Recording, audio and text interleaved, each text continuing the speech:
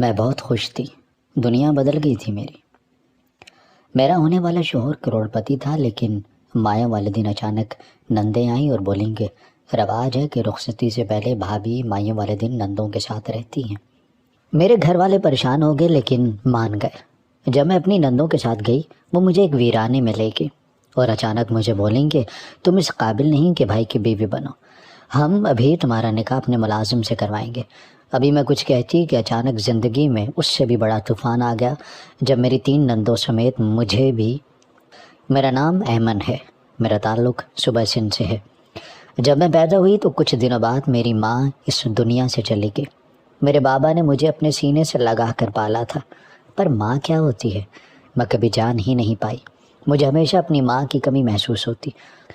ایک بچے کے لیے ماں باپ بہت ضروری ہوتے ہیں، ورنہ وہ ہمیشہ ہر بار ہر بات پر ٹوٹتا رہتا ہے۔ اسے زندگی کے کسی نہ کسی موڑ پر کبھی باپ کی اور کبھی ماں کی ضرورت محسوس ہوتی ہے۔ جب میں 7 سال کی ہوئی تو بابا نے دوسری شادی کر لی تھی۔ پہلے دادی اور پھپھو کا سہارا تھا۔ جب پھپھو کی شادی ہوئی تو مجھے سنبھالنا مشکل ہو گیا، اور جب دادی اس دنیا سے گئیں تو بابا بالکل اکیلے ہو گئے، اور پھپھو نے میرے بابا کی شادی کر دی۔ پھپھو نے مجھے سمجھایا کہ ابھی تمہیں میری کسی بات کی سمجھ نہیں آئے گی، کیونکہ تم ابھی بہت چھوٹی ہو، پر تمہارے بابا پہلے میرا بھائی ہے اور میں اپنے بھائی کو ایسے تنہا نہیں دیکھ سکتی، اور تمہیں بھی ماں مل جائے گی جو تمہارا بہت خیال بھی رکھے گی۔ میں خاموشی سے پھپھو کو دیکھتی رہی۔ میں تو اپنے بابا کے بغیر ایک پل نہیں رہ سکتی تھی۔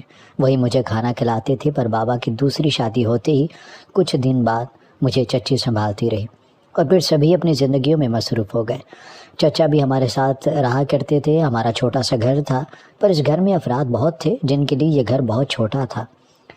دنیا میں جتنے بھی انسان ہیں، ہر کسی کی زندگی میں کسی نہ کسی چیز کی کمی ہوتی ہے، اور میری زندگی میں ہر چیز کی کمی تھی۔ پہلے ماں اس دنیا سے چلی گئی۔ ننیال والوں سے کوئی تعلق نہیں تھا، کیونکہ بابا اور ماں نے پسند کی شادی کی تھی جو ان کی کاسٹ سے باہر تھی، اس لیے میرے ننیال والوں نے تعلق ختم کر دیا تھا۔ اور جب سے بابا کی دوسری شادی ہوئی تھی، وہ مجھے بھولتے جا رہے تھے۔ چچا مجھے اسکول چھوڑ کر آتے، ان کی بیٹیاں مجھ سے بڑی تھیں جو ہر وقت مجھ پر غصہ کرتی اور مجھے مارتی۔ میں پہلے بابا سے ان کی شکایت کرتی تھی، پر جب سے میری دوسری ماں آئی تھی، وہ بابا کو میرے پاس ٹھہرنے بھی نہیں دیا کرتی تھی، اور پھپھو نے سمجھایا تھا کہ اچھی بچی بن کر رہنا اور اپنے بابا کو شکایت کا موقع نہ دینا۔ وہ کیا سوچیں گے کہ ان کی گڑیا بیٹی کتنی بے صبری اور بری ہے، جو چھوٹی سے چھوٹی چیز کے لیے لڑتی ہے اور دوسروں سے شکایت بھی کرتی ہے۔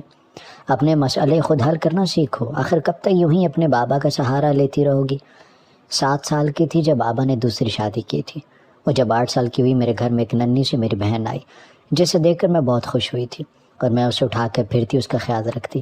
اور دوسری ماں جب سے اس گھر میں آئی تھی، انہوں نے کبھی بھی مجھے کچھ نہیں کہا تھا، نہ کبھی ڈانٹا، بس مجھ سے دور دور رہا کرتی تھی، پر ان کے دل میں میرے لیے کوئی جگہ بھی نہیں تھی۔ میں بابا کو اپنی چھوٹی بہن کے ساتھ کھیلتے دیکھتی، بابا اس کو اٹھا کر بہت خوش ہوتے، اور جیسے مجھ پر نظر پڑتی تو کہتے کہ ادھر آؤ ایمن، میرے پاس آ کر بیٹھو، اور میں بابا کو کتنی دیر تک دیکھتی رہتی، پر پاس نہیں جاتی۔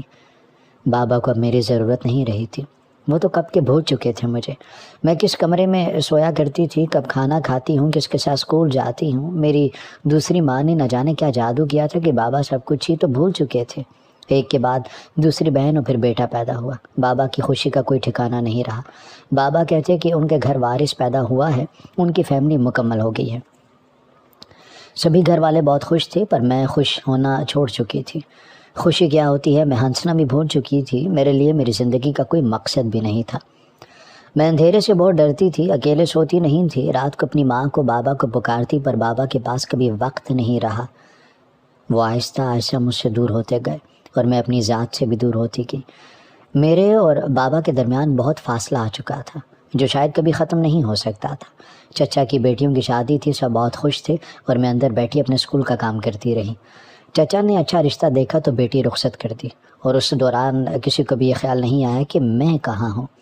نہ شادی کا نیا جوڑا لیا، نہ کسی نے میرے کمرے میں جھانکا، سب بہت خوش تھے، اور میں اپنے ساتھ اپنی ذات کے ساتھ خوش تھے۔ یہ شاید میرے اندر کوئی خوشی رہی نہیں تھی۔ بابا نے ایک دن کہا کہ امن بیٹا، کہاں کتابوں میں ہر وقت گم رہتی ہو، اپنی بہنوں کو بھی پڑھایا کرو، ان کو بھی دیکھا کرو، اب تم بڑی ہو چکی ہو، تھوڑی بہت ذمہ داری اٹھایا کرو۔ تمہاری ماں نے کبھی تمہیں کچھ نہیں کہا تو اس کا یہ مطلب تھوڑی نہ ہے کہ تم کمرے میں بس پڑی رہو، اس گھر کا فرد ہو، ہمارے درمیان آ کر بیٹھا کرو۔ اور اس دن بھی میں بابا کو دیکھتی رہی۔ میں تو آج بھی اسی جگہ کھڑی تھی جب بابا نے چلتے ہوئے میرا ہاتھ چھوڑ دیا تھا۔ آج سے 9 سال پہلے اسی جگہ تو کھڑی تھی، اور آج 9 سال بعد بابا کو یاد آیا تھا کہ میں بھی اس گھر کا ایک فرد ہوں۔ میری دوسری ماں نے تو اپنی ماں کے مشورے سے بہت چالاکی سے بابا کو مجھ سے دور کر دیا تھا۔ آج سے کچھ سال پہلے دوسری ماں نے اپنی ماں سے کہا، کیا کروں اس لڑکی کا، ہر وقت میرے ارد گرد ہی گھومتی رہتی ہے، اس کا باپ آتے اس کا پوچھتا ہے، ان باپ بیٹے کی باتیں ختم ہی نہیں ہوتی۔ تو ماں کی ماں نے کہا کہ تم بس اپنے شوہر کو اپنے قابو میں کر لو، اس کو اولاد دو، باقی وہ سب بھول جائے گا، پھر دیکھنا وہ تمہارے آگے پیچھے پھیرے گا۔ اور ایسا ہی ہوا تھا۔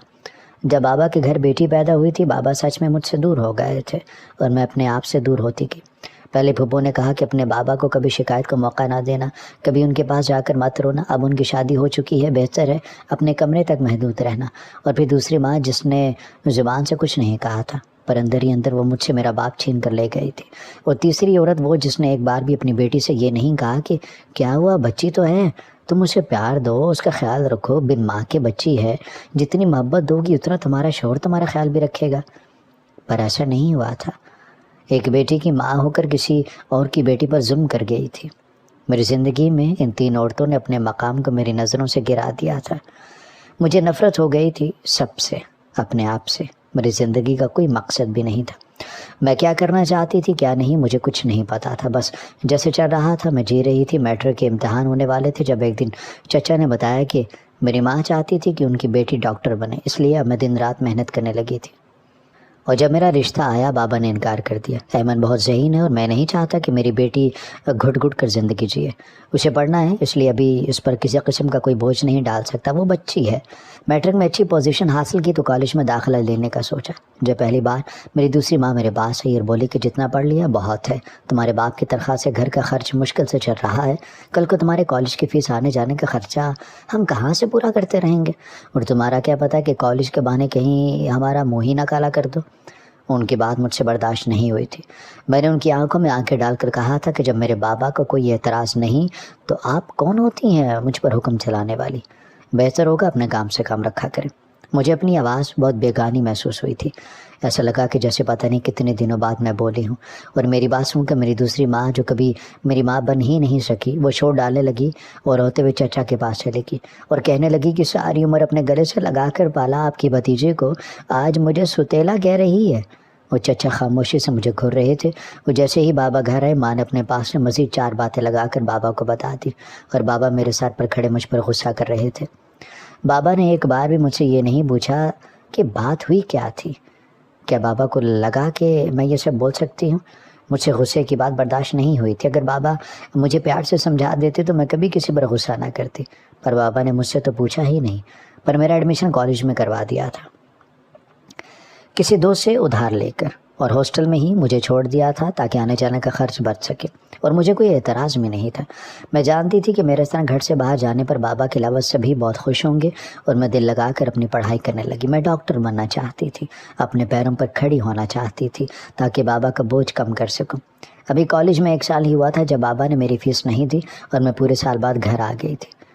اس دوران بس بابا سے ہی کبھی فون پر بات ہو جایا کرتی تھی۔ جیسے ہی گھر پہنچے کسی کبھی میرے آنے کی خوشی نہیں ہوئی تھی۔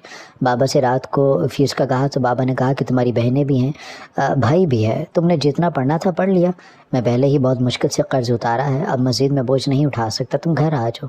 میں نے کہا کہ بابا بس اس سال کی فیس دے دیں گے، آگے سے میں خود کچھ نہ کچھ کر لوں گی۔ پر بابا نے کہا کہ کیا کرو گی، جتنا کہا کہ اتنا ہی کیا کرو۔ میں جانتی تھی کہ بابا کس کی زبان بول رہے ہیں۔ پھر بابا نے کہا کہ ایک نوکری سے میں کیا کروں گا، گھر چلاؤ، تم لوگوں کو پڑھایا لکھایا ہے، کل کو شادیاں بھی کرنی ہیں، میں پہلے ہی بہت پریشان ہوں، بہتر ہے کہ ہاسٹل سے اپنا سامان واپس لے آؤ اور گھر بیٹھ کر گھرداری سیکھو۔ میں رشتہ دیکھ رہا ہوں تمہارا، وہ جلد از جلد شادی کر دینا چاہتا ہوں۔ اور میں اپنے کمرے میں آ کر جی بھر کر روئی تھی۔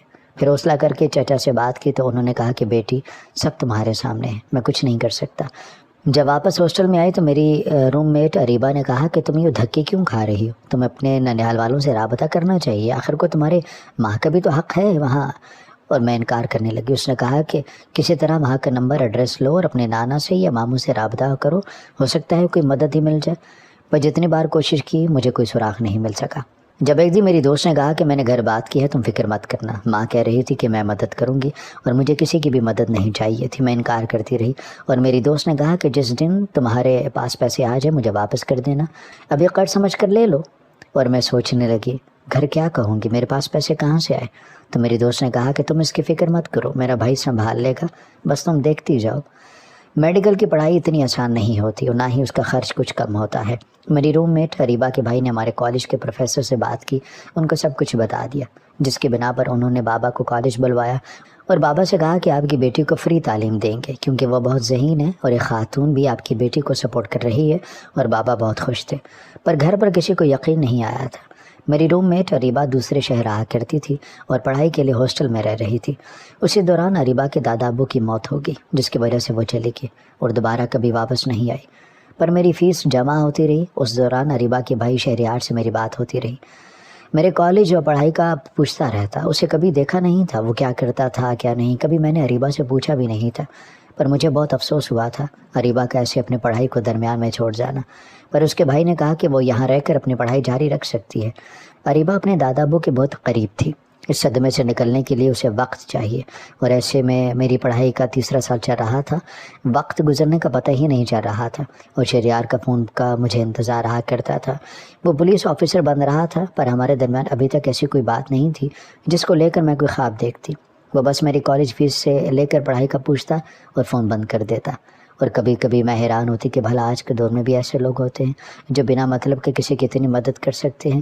مجھے شہریار اچھا لگنے لگ گیا تھا، پر اچھا لگنے کا مطلب یہ تو نہیں ہوتا کہ ہم اسے پا لینے کی چاہت بھی کریں۔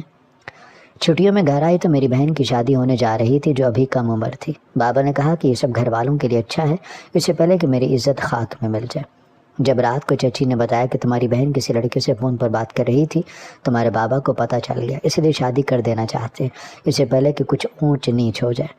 پر جب بہن کی شادی کی بات آئی تو ان لوگوں نے لاکھوں کا جہیز مانگا تھا۔ بابا نے کہا کہ ہم اپنی بیٹی کو دیں گے جو دینا ہے، پر ان لوگوں نے کہا کہ ہم سب کچھ آپ کی بیٹی کے لیے ہی تو مانگ رہے ہیں، حالانکہ ہم تو جہیز میں موٹر سائیکل کی ڈیمانڈ بھی کرنے والے تھے، اور وہ لوگ چلے گئے۔ جو کچھ وہ مانگ رہے تھے وہ کم از کم 7 یا 8 لاکھ روپے کا تھا، اور اتنا تو ہمارے پاس کچھ بھی نہیں تھا۔ جو بھی رشتہ آتا وہ لاکھوں کا جہیز مانگتے، اور دیکھتے ہی دیکھتے کہ رشتے ایسے ہی ختم ہو گئے۔ پر میری بہنوں کی شادی نہیں ہو سکی تھی۔ میں نے بابا سے کہا تھا کہ آپ انہیں پڑھنے دیں، پر بابا کہتے کہ وہ تمہاری طرح اپنے باپ کی عزت رکھنا نہیں جانتی۔ پھر خاندان میں ایک شادی پر میری ملاقات باسط سے ہوئی تھی، وہ بہت امیر تھا۔ میں واپس ہاسٹل جانے والی تھی جب بابا نے کہا کہ باسط نے تمہارا رشتہ مانگا ہے، 3 بہنوں کا اکلوتا بھائی ہے، اگر تم ہاں کر دو تو ہمارے بھی دن سنور جائیں گے، تمہاری بہنوں کی زندگی بھی بن جائے گی۔ میں نے آج تک تم سے کچھ نہیں مانگا، بس آج ایک باپ اپنی بیٹی سے یہ حق مانگ رہا ہے کہ وہ اس کی شادی اپنی مرضی سے کر دے۔ میں نے بابا سے کہا کہ آپ جانتے ہیں کچھ ہی سال میں ڈاکٹر بن جاؤں گی، میرا آخری سال چل رہا ہے اور میں ہاسٹل آ گئی، میرا اریبہ سے بھی رابطہ نہیں ہو رہا تھا، اور شہریار نے بھی مجھے کال کرنا چھوڑ دی تھی۔ پر مجھے واپس جانا تھا کیونکہ میں بابا سے وعدہ کر کے آئی تھی کہ میں وہیں شادی کروں گی جہاں آپ کہیں گے۔ بابا بہت خوش ہوئے تھے، پر اس سب میں میری خوشی آج بھی بابا کو کہیں نظر نہیں آئی تھی۔ آج بھی اگر دیکھا تو بس یہ کہ ان کی باقی بیٹیوں اور بیٹے کی زندگی سنور جائے گی۔ میرے خواب چکناچور ہو چکے تھے، اور شاید یہ صحیح بھی تھا۔ یہ تو ایک پسند تھی یا شاید یک طرفہ محبت یا پھر ایک احساس جو مجھے ہوا تھا۔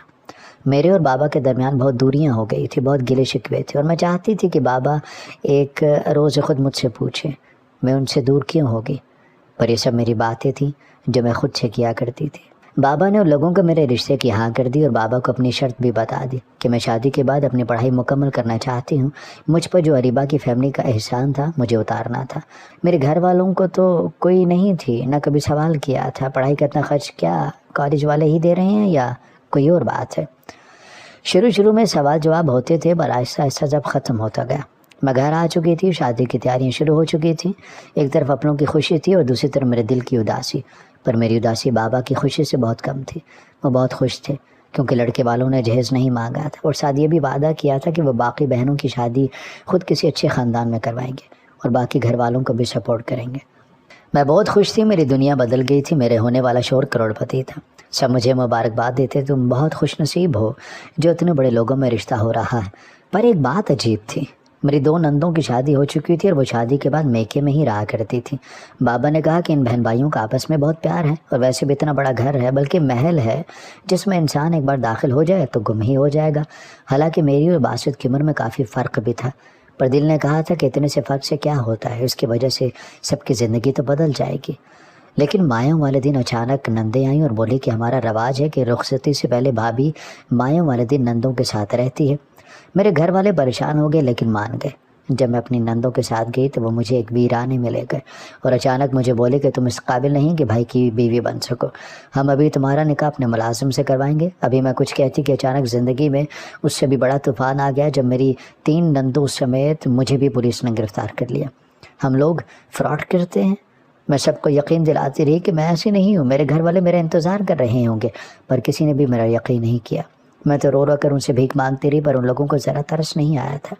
میں نے بابا سے بات کرنا چاہی تو ان پولیس والوں نے کہا کہ پہلے لوگوں کی زندگیوں کے ساتھ کھیلتی ہو، ان کو لوٹتی ہو، پھر مگرمچھ کے آنسو بہا کر یہ کہتی ہو کہ میں بے قصور ہوں۔ آدھی رات ہو چکی تھی اور جس سے میری شادی ہو رہی تھی وہ شخص بھی گرفتار ہو چکا تھا، پر کسی نے ایک بار بھی یہ نہیں کہا کہ احمد بے قصور ہے۔ رات گزر رہی تھی اور گھر پر سب میرا انتظار کر رہے ہوں گے۔ بابا تو بہت پریشان ہو چکے ہوں گے۔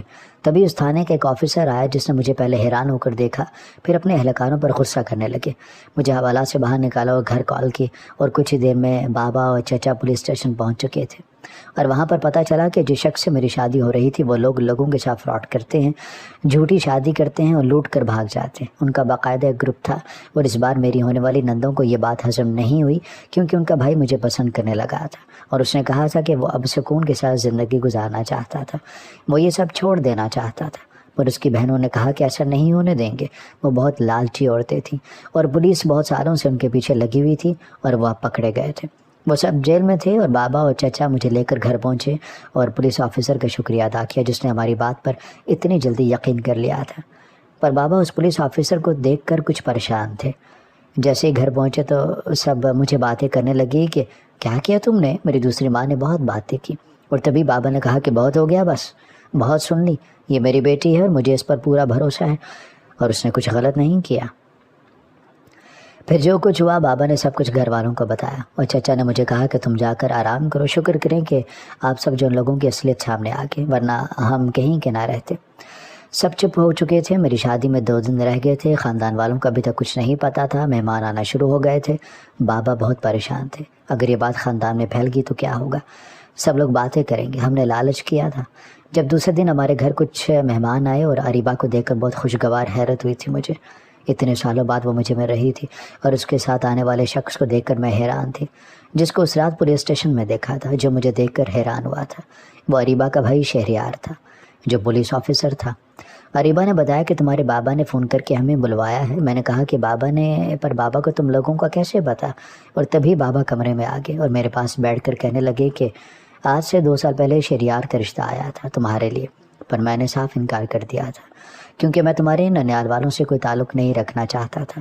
شہریار تمہاری خالہ کا بیٹا ہے، اور تب مجھے سمجھ آئی تھی، اسی لیے اریبہ کی امی جب مجھ سے ملی تھی تو مجھے گلے لگا کر بہت روئی تھی، پر مجھ سے کوئی بات نہیں کی تھی، اور اسی لیے میری پڑھائی کا خرچ انہوں نے اٹھایا تھا۔ اگر یہ بات بابا کو پتہ چل جاتی تو گھر پر بہت ہنگامہ ہونا تھا۔ بابا نے کہا کہ میں جانتا ہوں کہ میں تم سے بہت لا علم ہو گیا تھا، مجھے کبھی رشتوں میں بیلنس رکھنا نہیں آیا تھا۔ میں سمجھا تھا کہ تم اب بڑی ہو گئی ہو، پر میں یہ بات بھول گیا تھا کہ میں صرف تمہارا باپ نہیں، ماں بھی تھا۔ پر میں نے اپنا گھر بسا لیا اس امید پر کہ میری بیوی تمہارا بھی خیال رکھے گی، پر میں جانتا نہیں تھا کہ میری بیٹی اس دوران مجھ سے اتنی دور ہو جائے گی کہ کبھی اس کے پاس بیٹھ کر اس کی ڈھیروں باتیں نہیں سن سکوں گا۔ وہ اتنی خاموش ہو جائے گی۔ جب تم میری طرف دیکھتی تھی تو ان آنکھوں میں مجھے بہت کچھ نظر آتا تھا، بہت سے شکوے، بہت سے گلے، پر میں ذمہ داریوں کے بوجھ تلے دبتا چلا گیا۔ پر میں تمہارا بابا ہوں جو تم سے آج بھی اتنی محبت کرتا ہے جتنی پہلے دن تمہیں اپنے ہاتھوں میں اٹھا کر کیا کرتا تھا۔ میں چاہتا ہوں کہ تم شہریار سے شادی کر لو اور ہمیشہ خوش رہو، اسی لیے میں نے تمہاری خالہ کو بلوایا ہے اور ان کو تمہارا رشتہ دے دیا ہے۔ میں بابا کی گلے لگ کر بہت روئی تھی، دل میں جو شکوے تھے سبھی ختم ہو چکے تھے، میری زندگی سے دکھوں کے بادل جھڑ چکے تھے۔ میری شادی شہریار سے ہوگی اور میں بہت خوش ہوں۔ وقت کبھی بھی بدل سکتا ہے، اس لیے ہمیشہ اچھے کی امید رکھنی چاہیے۔